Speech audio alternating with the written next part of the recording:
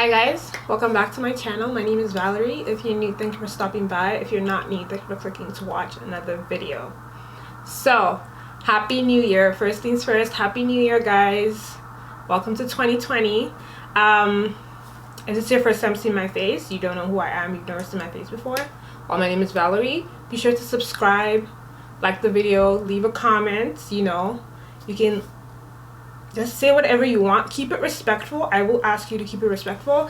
If not, I'm just gonna block you.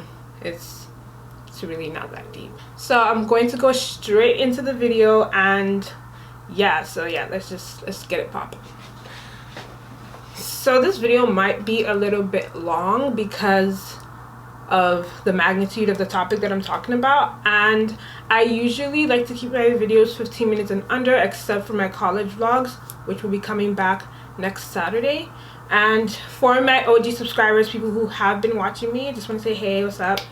And I have a new schedule for the new year, and I'm going to be uploading 3 times a week, Monday, Wednesdays, and Saturdays, and different content is attributed to those days of the week. Anyway, I don't want to make this intro long. I know why everyone's here. I know what you want to hear, what you don't want to hear. But let's just get into the video. So I posted a tweet on New Year's Eve, 31st of December, and it said, decided I'm no longer a feminist. I'm going to pop the tweet up here. It said, and it got hella retweets, hella likes, and with all those come hella unsolicited opinions. I'm actually going to do a different video on the comments that I got because I muted the conversation, so I don't know what people said. It wasn't until today that my brother sent me a WhatsApp message, and he's like, yo, your tweet is viral. And I'm like, okay, let me just go check what people are saying. And I saw like maybe 2 or 3 comments because I wanted to do this video. Not this video, I wanted to do my next video. So I'm like, let me not go through all the comments right now. Let me just keep it for that video. It's just going to be a raw, reaction to what people are saying to me or about me. Because one thing I know about Twitter that I hate about Twitter is if your opinion is not the same as the majority, then your opinion is wrong. And it's the same people that tell you that, everyone's entitled to their opinion, blah, blah, blah. Oh, let's just get into this video, okay? So I do have notes. So if you see me looking down, it's because I'm looking at my notes. I always make notes for every video that I'm making. So headings, stuff like that. So yeah. And I'm just gonna make one huge disclaimer. So I am Christian. I practice my religion. I practice Christianity true. So as best as I can. So most of the decision was based off of a lot of thinking, and I don't know, I thought about my religion a lot, and then I kind of just compared everything. I'm just like, it doesn't work. That's the thing. Feminism doesn't work. So let's get into the video. So I'm gonna talk about how I was introduced to feminism. Yes, how I was introduced to feminism and what I thought it was back in 2015. So I moved to Canada in 2012, and that was from Nigeria, if you don't know. And then that was the first time I ever heard about feminism, and people were talking about it, and it was pushed a lot. And then I started reading up on it, what is feminism, stuff like that. And what I thought feminism was, or what it was thought to be or said to be at that time, was women empowerment, letting women understand that they can be more than just wives, that they can be more than just moms, that they're allowed to be anything that they want to be. They're allowed to be doctors, they're allowed to be lawyers, whatever it is that you desires, you are allowed to achieve it. You are not confined to traditional roles like mom and wife, period. And I was like, that sounds amazing, because I used to be one of those girls. I literally used to be one of those girls that I just felt like, when I get older, even though I go to university and I get my degree, I'm probably just going to be a housewife and just marry someone that was rich. That's what I used to be. So when I learned about feminism, to me it was like, okay, there's more to me than just those 2 things. There's more to me than marriage. There's more to me than being someone's mom, someone's wife, and blah blah blah. Those are all nice things, but I can definitely, that's not my goal. That's not my end goal. There's more, I can achieve more, I can do more, you know? So I took that on, and I, you know, called myself a feminist, and, you know, everything. I was just like, I was with it. I was with it on popping, and I was like, yeah, to the point where I actually preached feminism in church. But we're not going to talk about that because that was kind of embarrassing. Not really, but kind of. And then feminism started changing. I noticed the change, I would say 2017. It started changing a lot. It started becoming more about women wanting to be superior to men instead of wanting to be equal to men. And then I started getting a bit iffy, but I'm just like, you know, I'm not going to say that I don't want to be a feminist. Maybe it's just like, I was like, these are the extreme feminists, you know, they're the ones trying to push this agenda that women are superior to men or should be superior to men, blah, blah, blah. So, you know, I try my best not to pay any attention to it. So, because, you know, there are really, like, there's some feminists that are so extreme.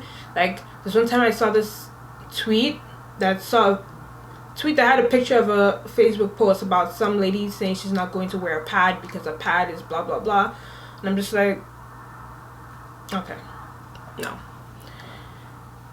So yeah, that was the first thing I noticed, is that women were no longer looking for equality. They were not looking for they were looking to be superior to men. And I'm like, but that was not what the foundation of feminism was. Like, that's not what I was told it was. So anyway, I kind of just turned a blind eye to that. And then it kind of became about hating men. Like, you know, there was this really, men were just like, you know, really targeted with a lot of hate.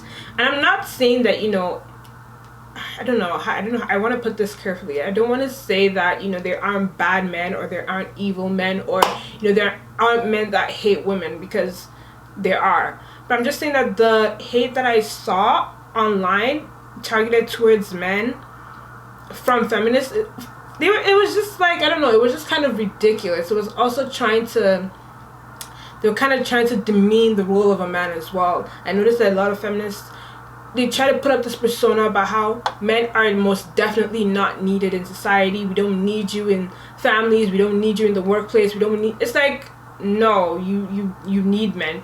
We both need each other. We need each other to coexist, men and women. So, but feminists, what I noticed was that they were trying to make it seem like men are irrelevant to society. That is a big lie. Second point is, feminism fails in relationships. A big problem that I have with feminism is this idea that every gender role is a social construct. I absolutely hate when people say everything is a social construct. I hate it. It's one of my biggest pet peeves. I hate it so much. Like, people would look at any society norm and be like, oh, that's a social construct, just because they don't agree with it. It's not a social construct. Some things are natural to men and they're natural to women, and to me, that is what I agree with. So I'm going to explain this point carefully, because I know this is probably going to be the point where people are going to, like, nitpick and trying to twist my words and stuff like that. So I'm going to try my best to go slow and make sure you understand where I'm coming from. Also, this video is not intended for anyone to change their mind. Honey, you can believe whatever you want to believe. I believe what I believe. I stand strong in my belief. I'm very opinionated, very strong-headed. So it's not for you to say, oh, I don't believe you. Encore, sis. Encore. So there are things, like I said in my tweet when someone asked me and I replied, because I replied very few people, there are things that are natural to men and women. Men should be natural providers when it comes to relationships and when it comes to the family. A man is the provider. Do I believe a man should be the sole provider? No. It's like, it's kind of, I wouldn't say dumb. It's kind of weird to assume that a man should be the sole provider of the house, except he takes on that responsibility. That's his problem. If a man says to himself, like, I want to be the sole provider, I want every bill on me, I want to take care of everything, everyone's school fees, everyone's, like, tuition, blah, blah, blah. If that's what he wants, that's fine. But I do think a man should be the provider of the house. does that mean that when it comes to whether a woman earns more than a man, like, I think that's up to the people in that relationship to figure out if that's what they want. But I've noticed that a lot of girls are saying things like, especially on YouTube, I watch girls who are obviously successful and be like, oh, I don't care how much a man makes, blah, blah, blah. I'm like, you need to care how much he makes. You need to care.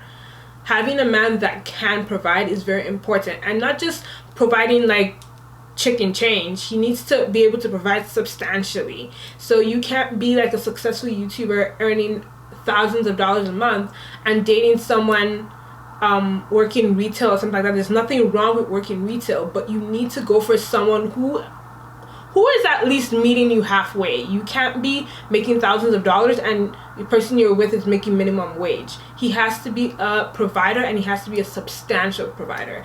For me, like, I think that's the role of a man. A man should be able to provide. And I do think a woman is a homemaker. I think that a woman is responsible for her home. Her home is her responsibility. Does that mean you shouldn't share chores? Does that mean you shouldn't, like, your man should never help with the kids? Does that mean, like, no, it doesn't mean any of that. But it does mean that is your responsibility. Like, the cleanliness of the home, the cooking, whatever, it is your responsibility. Okay, and another thing I was gonna say, people try to misuse Proverbs 31 a lot. Like, a lot. No, I'm not gonna say especially feminists, because I guess anyone can misuse it, but when I was a feminist, I noticed that people like to misuse that. And like, oh, she had servants, she was a businesswoman, yes, that's because no one is stopping you from being a businesswoman. No one is stopping you from making your own money. There's so many rich women in the Bible. The Proverbs 31 women, the woman that housed Elijah, and then when Elijah left, I think Elijah prayed for her. She had a child, and Elijah left, and then her child was dying, and she took her child on her horse and she went to Elijah and she said, the child you gave to me is dying or is dead or something like that. That woman was rich. The Bible barely ever referred to her husband, but it referred to her as a rich woman. If I find it when I'm editing this video, I will plug it in. But if not, I'm so sorry. You guys know, if you've been watching me, I'm so bad with putting Bible text. But if I could, I will find it. Because there's nothing what I'm just trying to say is there's nothing stopping a woman from being successful. But if you see the proverb, okay, let me start from 21. She does not worry about her family when it snows. They all have fine clothes to keep them warm. She makes coverings for her bed. Her clothes are made of linen and other expensive materials. Her husband is recognized at the city meetings. He makes decisions as one of the leaders of the land, which is another point I'm going to make. She makes linen clothes and sells them. She provides belts to the merchants. She's strong and is respected by the people. She looks forward to the future with joy. She speaks wise words and she teaches others to be kind. She watches over her family and she is always busy. Her children bless her. Her husband also praises her. He says, "There are many excellent wives, but you are better than all of them. Charm can fool you and beauty can trick you, but a woman who respects the Lord should be praised. Give her the reward she has earned. She should be openly praised for what she has done." So what I want to point out with this text is that she still, while it said she was a businesswoman and all these things, she still watched over her home. She still took on the responsibility of the home. She still provided her kids and her husband with good linen and stuff like that, so that they were never in need. So she still recognized her responsibility as a woman while being a successful woman. That's my thing. Like, that's what I don't understand, that people don't. I'm just like, it's right there. It's right there, bro. It's right there. But I don't want to get too hype, honey.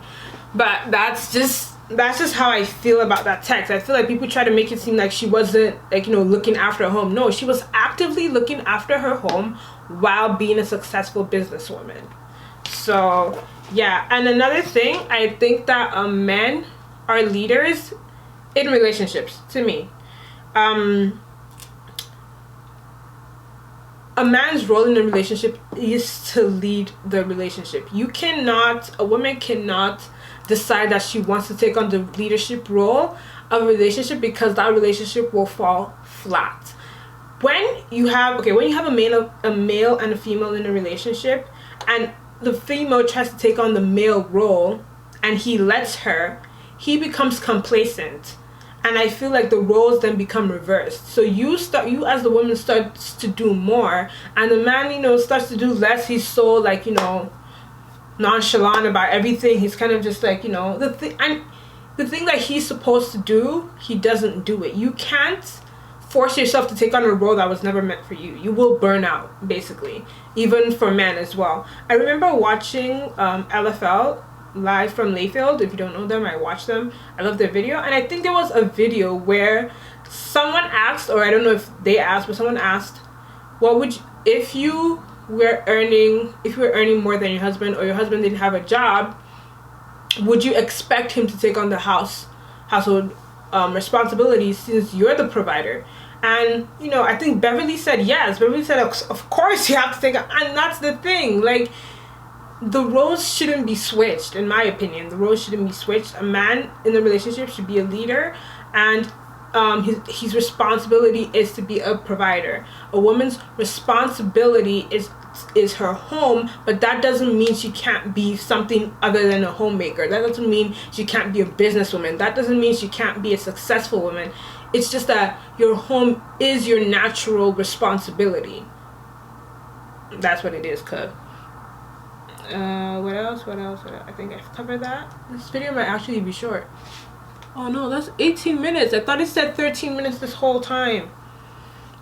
Okay, so this last part is kind of like political, you know, maybe not really. I didn't want to touch on it too much, but I'm just gonna quickly run through it.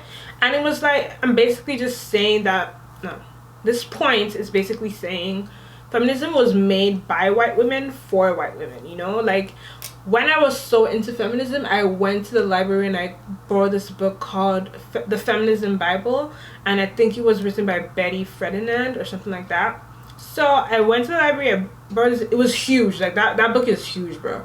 And then I read like half of it, and basically what I took away from that book, from everything that I took away from that book, was that it was white women who started the movement, and they only cared about themselves.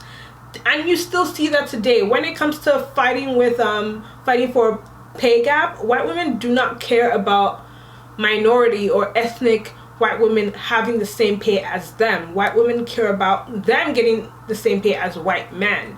They do not care about any other type of woman. They don't care about black women, Hispanic, Asian. They do not care. They just want white women get $1, white men get $1. That's what white women want. And I just don't think, when something isn't made for you, it never really works in your favor, in my opinion. And then when you talk about, I don't know if it was Susan B. Anthony, I don't know too much history, but whoever did the whole voting thing for women, like how women should be able to cast the vote, I had also heard, I didn't research it, I probably should have, but if it's different, I'll probably put an update. I also heard that they didn't care about the voting of women that were not white. They didn't think that those women should vote. They cared about white women being able to make decisions as much as white men. So it's like these people never even stood for people that looked like me, or Asian people, or Hispanic people. So why am I joining them in a fight that was never meant for me? They don't care about they don't want me to get what I get, but they want me to be part of the march for feminism. So I can't agree with that. So guys, that's pretty much it. This video went by pretty fast. So that's pretty much it. That's my whole reason for not being a feminist anymore, and that's why I just think feminism doesn't work. And I feel like if it continues the way it's going to hurt women more than it's going to help them. A lot more, actually. So that is the end of this video. If you made it to the end, be sure to like the video, subscribe, leave a comment, let me know what you guys think. Keep it respectful, like I said in the beginning, or I will block you, or I will drag you. It don't matter to me. So that's pretty much it. I'm going to upload, I'm going to film the whole dragon video, but There's going to be a lot of content coming this year, 3 times a week. I am super excited to be bringing you guys these videos as often as I can. And Happy New Year once again. I will probably say this in my next like 3 or 4 videos, but Happy New Year, and I will see you guys in my next video. Bye guys.